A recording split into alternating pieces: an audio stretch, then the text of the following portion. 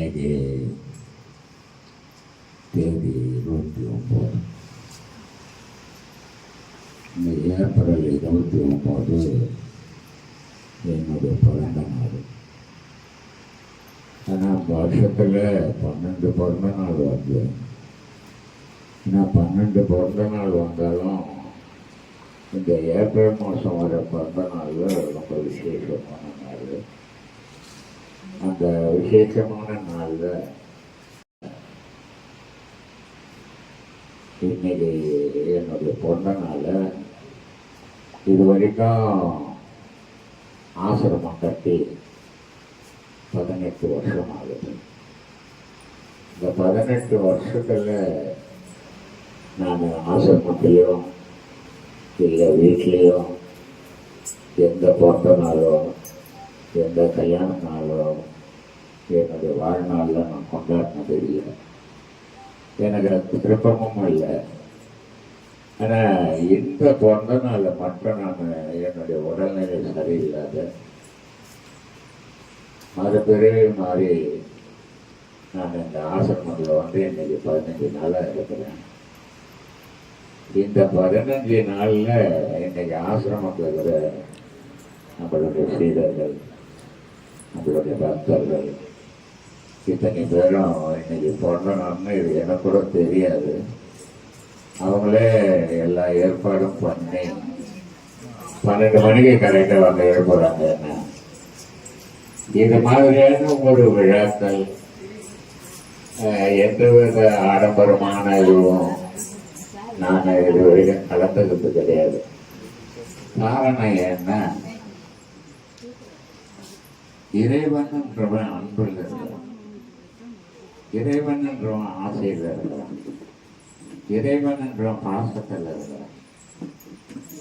அதனால அப்படிப்பட்ட அன்பான இறைவனை நம்ம ஆடம்பரத்தில் போய் இதை பிடிக்கக்கூடாது, ஆரம்பத்தில் போய் அதை அடையணும்னு நினைக்கக்கூடாது. அன்போட தான் பிடிக்கணும் அதை. ஆனால் அது எப்படி இருக்குது யார் பார்த்தா சரி, பார்த்தவனே இல்லையா, ஏராளமான மரணங்கள் பார்த்துருக்காங்க. ஆனால் சராசரி மனிதனுக்கு அது எட்டாது. அப்போ அவனுடைய நடனம் நான் ஏற்கனவே சொல்லியிருக்கிறேன்.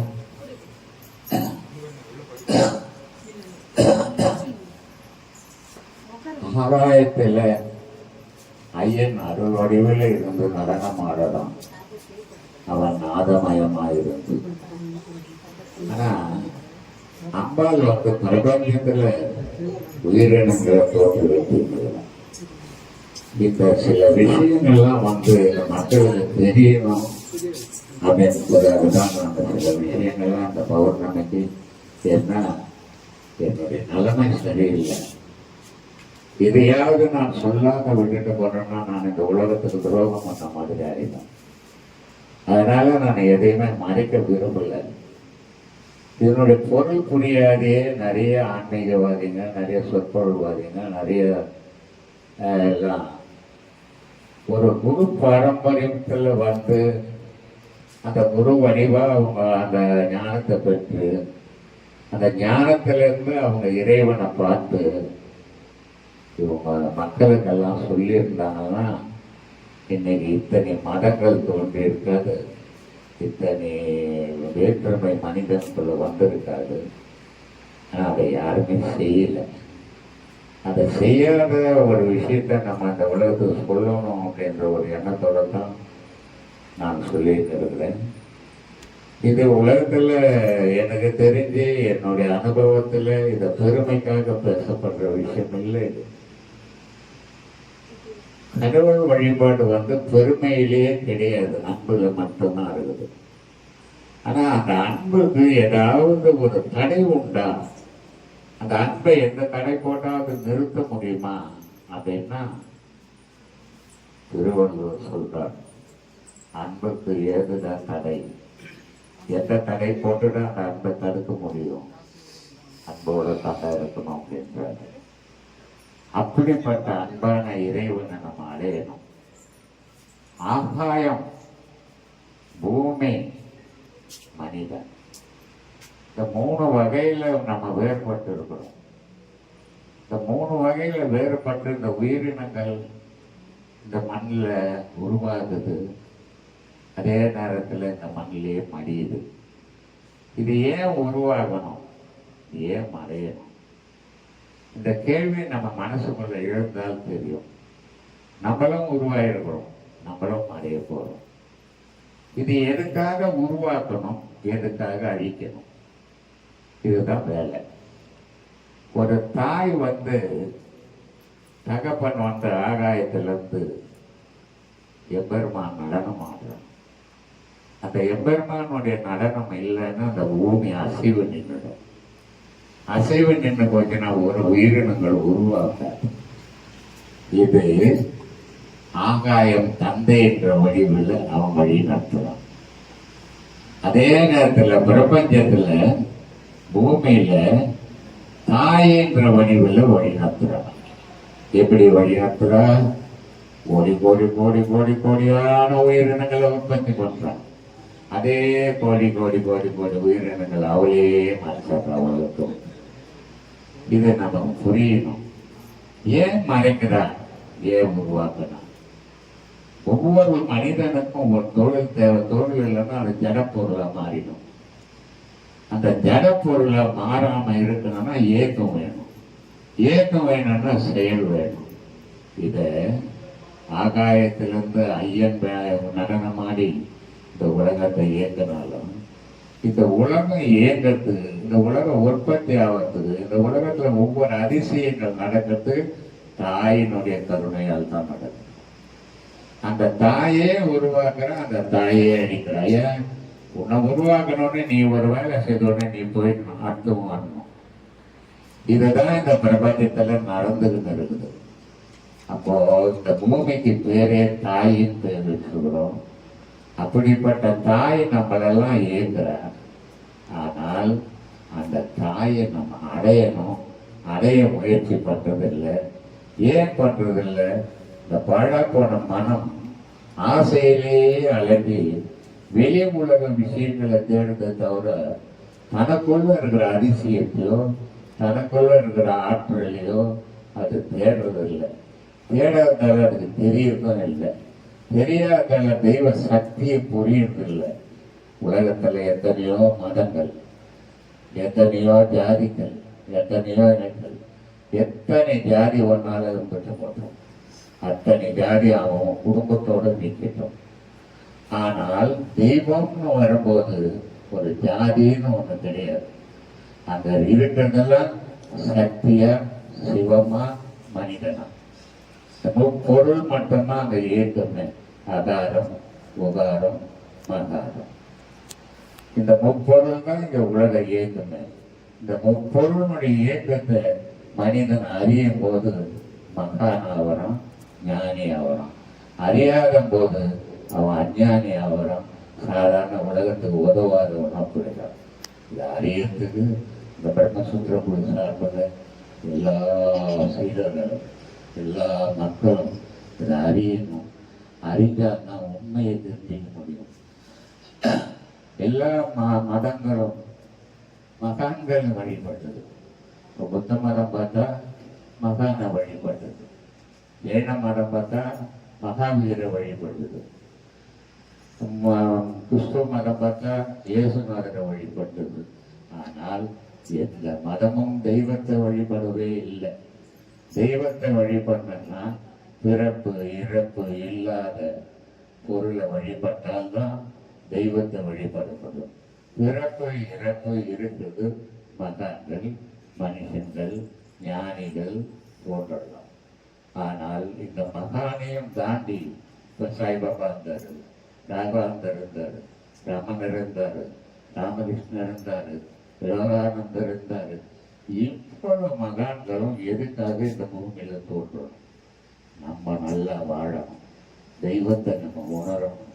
அதுக்காக நமக்கு ஒவ்வொரு மகான்களும் ஒவ்வொரு காலகட்டத்திலும் நமக்கு அறிவுரைகள் சொல்லி அந்த ஆற்றல் வழியை காட்டி அதுக்கு உபதேசங்களை கொடுத்து அதை அடையறதுக்கு வழி காட்டினாங்க. நம்ம சிலதெல்லாம் உதாசீனப்படுத்தணும். நல்ல விஷயங்கள் சொன்னதை உதாசீனப்படுத்தணும். உதவாத விஷயங்களை நம்ம மனசுக்குள்ள தூக்கி சுமக்கிறோம்.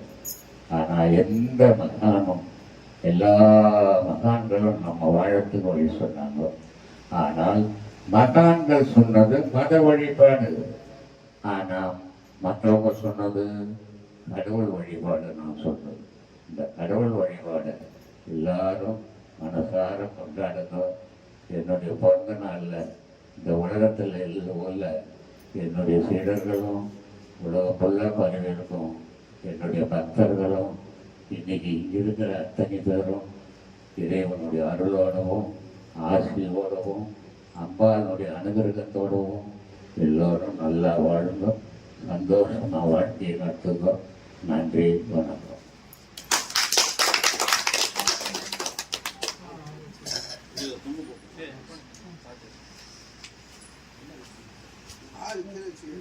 அனைவருக்கும் ஆத்ம வணக்கம். குரு பிரம்மஸ்ரீ இனிய பிறந்த நாள் இனிதே நடைபெற்றுக் கொண்டிருக்கிறது. சீடர்கள் முன்னிலையில் ஐயா அவர்கள் கேக் வெட்டி பிறந்த நாளை கொண்டாடுமாறு அன்போடு அழைக்கிறோம்.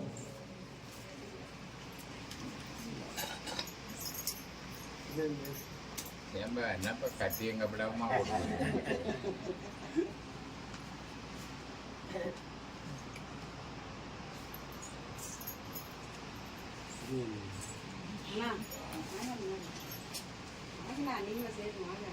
வாங்க வாசாமி வாசாமி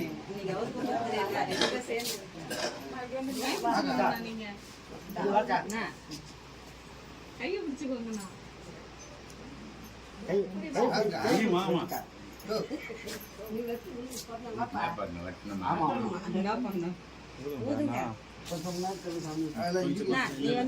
நீங்க வந்து ஊதுங்க வாங்க. நீங்க வெட்டதான் மாட்டீங்க, ஊதாது ஊதுங்க ஊதுங்க.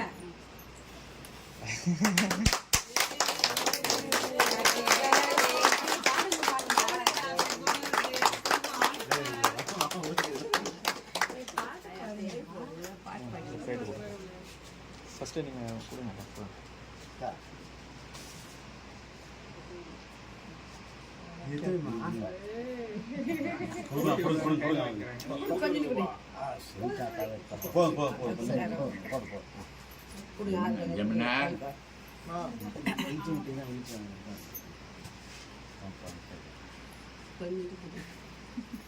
கொஞ்சம் கொடுப்பாங்க. கொஞ்சம் கொஞ்சம் கொஞ்சமா போதும். மதனே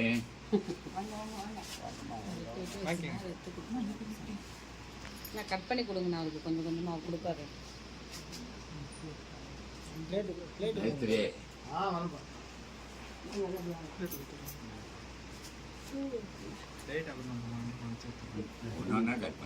எடுத்துக்கங்க, லைனா எடுத்துக்கோங்க. நான் இதை எடுக்கணும். எடுத்துக்கங்க அப்படி கையில் எடுத்து.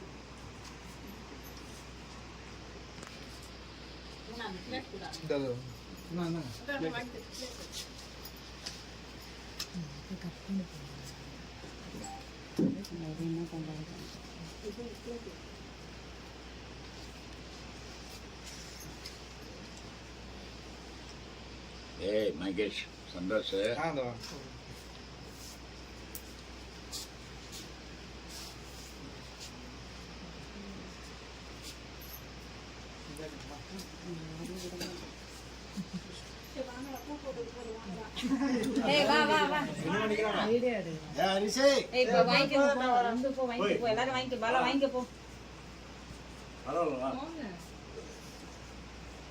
பாலா கொடுங்க. போங்க, ஒவ்வொருத்தர வாங்கிக்கோங்க. போனந்தோ ஓடே ஹரீஷ்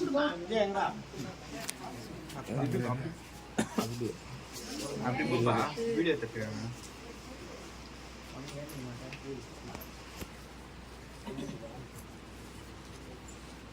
வாடி வாடி ஏனா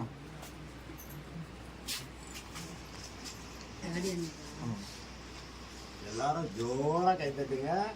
நீங்க சாமி ஐயாவோட அப்பா சதீஷ் போ வாங்கி போறேன்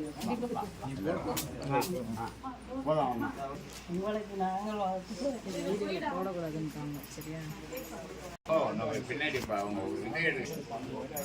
அனைவருக்கும் ஐயாவின் சார்பாகவும் பிரம்மசூத்திர குழுவின் சார்பாகவும் ஆத்ம வணக்கம். 15 தினங்களாக ஐயாவை கண்ணும் கருத்துமாக தனக்கு எந்த பிரச்சனையா இருந்தாலும் அதை அப்படியே தூக்கி வெளியில போட்டுட்டு ஐயாவோடவே இந்த 15 நாளாவும் கூடவே இருந்து கண்ணு இமை எப்படி காக்குமோ அது மாதிரி திரு முனியாண்டி அவர்கள் சீடர், ஐயாவுடைய சீடர், அதே போன்று வெங்கட் ஐயாவோட சீடர், அதே போல நமது மருத்துவர் ஐயா பார்த்திபன் அவர்கள், இவங்க 3 பேரோட அந்த மிகப்பெரிய ஒரு சேவையை வந்து நம்ம ஆசிரமத்தை பொறுத்த வரைக்கும் வேற யாரும் செய்ய முடியாது. ஏன்னா அந்த அளவுக்கு இரவு பகல்ன்றதுக்கெல்லாம் இல்லை. ஐயாவுக்கு உடம்பு சரியில்லை, அன்னைக்கு வந்தவங்க இப்ப வரைக்கும் அவரோட இருந்து குடும்பத்தை எல்லாம் விட்டுட்டு அவரையே சுத்தி சுத்தி வந்து அவருக்கு என்ன இருக்கு, எந்த நேரம் எப்படி இருக்கு, என்ன பண்ணணும் அப்படின்னு சொல்லி தொடர்ச்சியா இப்ப வரைக்கும் இப்போ பாருங்க அவங்க பின்னாடி தான் நின்றுட்டு இருக்காங்க 2 பேரும் ஐயா பின்னாடியே.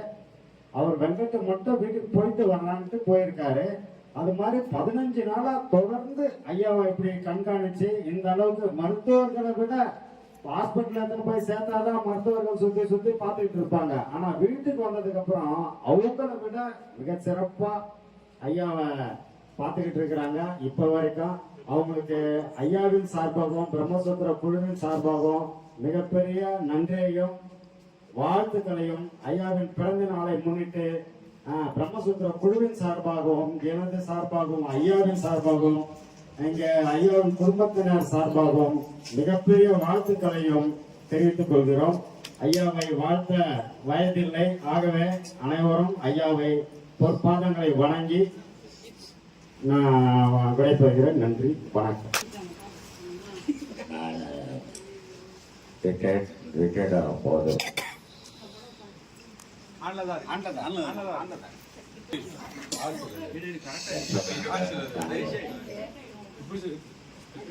சாமியாருக்கு நாட்டில் பச்சைமை இல்லாத காரணம் என்ன, சாமியார்ன்றவங்க அது ஒரு தொழில் மாதிரி ஆக்கிட்டாங்க.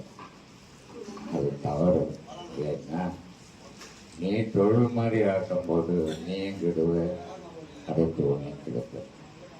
முதல்ல நீ ஒரு அடிப்படையான ஒரு குருகிட்ட ஒரு அடிப்படையான ஆன்மீகத்தை கற்றுக்கிட்டீங்கன்னா அடுத்தவனுக்கு நீ சொல்லி கொடுக்கறதுக்கு வசதியா இருக்கும். இன்னைக்கு அந்த மாதிரியான நிலையில இன்னைக்கு இந்த பொந்த நாள் வந்து கொண்டாடுறாங்க. பெரிய பெரிய அரசியல் மேதைகள்லாம் இருந்தாங்க இந்த நாட்டில். பெரிய பெரிய அரசியல்வாதிகள்லாம் இருக்கிறாங்க, பெரிய பெரிய மந்திரிகள்லாம் இருக்கிறாங்க. ஆனா ஒவ்வொன்றும் எண்ண முடியாத கோடிக்கணக்கில் தான் எண்ணுறாங்க.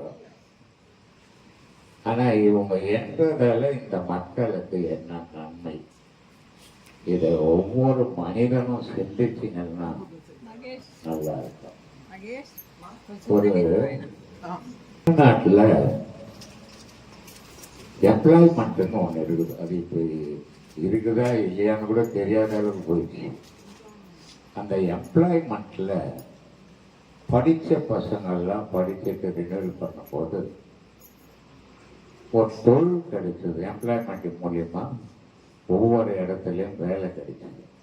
வேலை கிடைக்கும் போது அந்த இளைஞர்கள் தவறு செய்யறத தவிர்த்துக்கிறாங்க.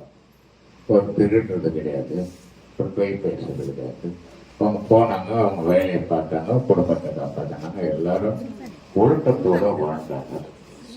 அவர் தமிழ்நாட்டில் பிறந்து தமிழ்நாட்டில் படித்து தமிழ்நாட்டில் வேலை தேடுறவங்க முதல் எம்ப்ளாய்மெண்ட்ல முதல் உரிமை. அப்படி கொடுக்கும்போது தமிழ்நாட்டில் வந்து வேலை இல்லா திண்டாட்டங்கள் குறைஞ்சிருக்கும். மத்தியானம் கூட என்ன ஒரு கேள்வி கேட்டாங்க, விவசாயிகளை பற்றி ஐயா பேசணும், விவசாயிகளை பற்றி ஐயா சொன்னார்னா அது நிறைய உபயோகப்படும் அப்படின்னு. விவசாயம்ன்றது இன்னைக்கு எப்படி ஆயிப்போச்சுன்னா பேண்ட் ஷர்ட்டு போட்டுக்கணும் படிக்க போகிறோம். ஷூ போட்டுருவாங்க, கை கட்டிக்கிறான். இது போய் படிச்ச உடனே அவன் என்ன பண்றான், திருப்பி சேர்த்துல கால வைத்து அச்சப்படுறான். ஆனா இது வெளிநாட்டுக்கும் நம்ம நாட்டுக்கு என்னன்னா, அவன் எவ்வளவு படிச்சிருந்தாலும் அந்த விவசாயம்ன்றத ஒரு தொழிலாக்கிக்கிறான். தொழிலாக்கிக்கும் போது அந்த விவசாயம் பாதிக்கப்படலை. ஆனா நம்ம நாட்டுல விவசாயம் பாதிக்கப்படுது. ஏன்னா நம்ம நாடு 2 விஷயத்துல உயர்ந்த நாடு. விவசாயத்துல உலகத்திலேயே நம்ம நாடு உயர்ந்த நாடு. அதே மாதிரி தொழில்துறை, ஆன்மீகம், இது 2மே இந்தியா மாதிரி உலகத்துல எந்த நாடும் இல்லை. அப்படிப்பட்ட ஒரு நாட்டுல பிறந்த இளைஞர்கள் இந்த விவசாயத்தை மதிக்காம விவசாயத்தை அவாய்ட் பண்ணும்போது, நான் படிப்பேன், நான் வேலை செய்வேன் போது விவசாயம் அடிப்படுது. விவசாயம் அடிப்படும் போது எந்த ஒரு நாடும் நீர் வளமும் விவசாயமும் பெருகுச்சுன்னா வேலையில்லா திண்டாட்டமும் ஒழியும், வறுமையும் ஒழியும். இது 2க்கும் அடிப்படையாக அது இருக்கணும். எம்ப்ளாய்மெண்ட்ல ஏதோ இருக்கிற 80,000 பேரோ 80 லட்சம் பேரோ எவ்வளவு பேர் இருக்கிறாங்களோ, ஒவ்வொரு எத்தனையோ துறையில வேலையில்லா திண்டாட்டங்கள் இருக்குது. அத்தனை துறையிலையும் அந்த துறையிலிருந்து எடுத்து வேலை போடும்போது இந்த தமிழ்நாட்டு மக்களுக்கு இளைஞர்கள் எல்லாம் வேலைக்கு போய் அவங்கவுங்க குடும்பத்தை காக்கும் போது உலகத்துல பப்ளிக்ல தவறுகள் குறைஞ்சி போயிடும் தானாக. அதுக்கு வழிவகுக்கணும். அது என்னுடைய கோரிக்கை. அதை செய்வாங்களோ செய்ய மாட்டாங்களோ தெரியாது. ஆனா இது நடந்தால் இந்த உலகம் நல்லா இருக்கும், இந்த ஊர் நல்லா இருக்கும், செழிப்பா வாழும். அதனால வறுமை போக்கும். வறுமை போகும்போது எல்லா செயலும் நல்லா இருக்கும். இதுக்காக நான் இன்னைக்கு பேசுறேன்.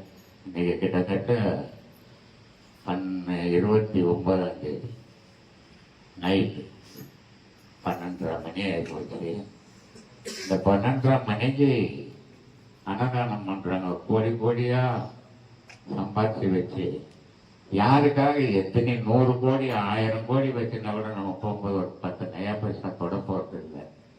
ஆனா இதை வாழும்போது பல உயிர்கள் வாழறதுக்கு நம்ம அந்த உணவை கொடுத்தோம்னா அது எத்தனை 1000 பேர் வயிற்ற உயிரை காப்பாற்றும். அந்த செயல் தர்மத்தின் உச்ச செயல். அது 5 தர்மங்கள் 5 தர்மங்கள் இருக்குது. குபதர்மம், வஸ்திர தர்மம், அன்னதான தர்மம், இப்படி 5 விதமான தர்மங்கள் இருக்குது. ஆனா அந்த 5 விதமான தர்மங்களையும் எது செய்தாலும் செய்யலனாலும் அன்னதானம்ன்ற தர்மத்தை செய்யும் போது அத்தனை உயிர்களும் உலகத்துல வாழும். அதுக்கு இருக்கிறவங்க ஏதோ முடிஞ்ச, இப்ப நான் கூட சொல்லுவேன், வீடியோல அன்னதானம் போடுறாங்க, வீடியோவில் எடுத்து போடுங்க.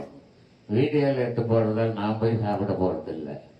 ஆனா அது காரணம் என்னன்னா, வீடியோவில் எடுத்து போடும்போது செய்யாதவங்க கூட நம்ம கூட செய்யணும். 10 பேருக்கு சோறு போடணும், 10 பேர் பசி ஆற்றணும் அப்படின்ற நம்பிக்கையோட செய்வாங்க. அதுக்காக தான் இவ்வளவு பேசின்னு இருக்கிறேன். இந்த எல்லாம் கேட்டு ஏதோ மனசு மாறி இல்லை நல்ல விஷயம் சொல்லியிருக்கிறோம் அப்படின்னு எடுத்துக்கினாலும் சரி, இல்லை இவன் என்ன சொல்றது நம்ம என்ன கேட்கறதுன்னு போனாலும் சரி,